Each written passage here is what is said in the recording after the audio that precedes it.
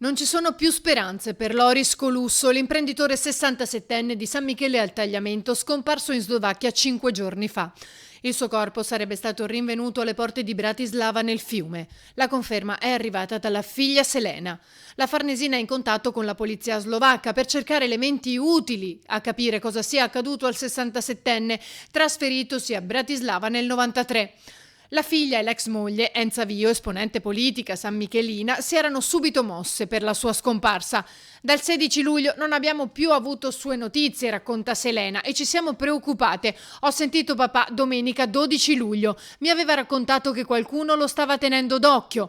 A quel punto ho sentito anche le persone che gli stanno vicino e mi hanno riferito che era come andato in tilt. Si era preoccupato anche al passaggio di una mamma con il passeggino perché sosteneva vi fossero delle armi all'interno.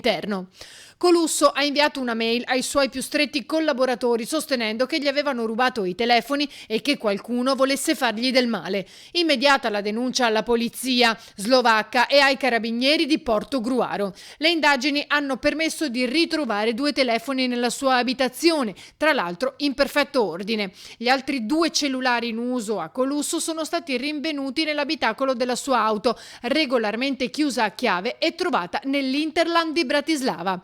Vice sindaco per un breve periodo nei primi anni 80 a San Michele, nel 1982 insieme ad alcuni amici aprì una cooperativa turistica proprio a San Michele, che dopo 10 anni si è estesa ai mercati dell'Est.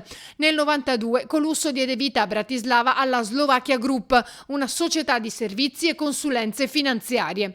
Non c'erano mai stati problemi, fino a qualche giorno fa.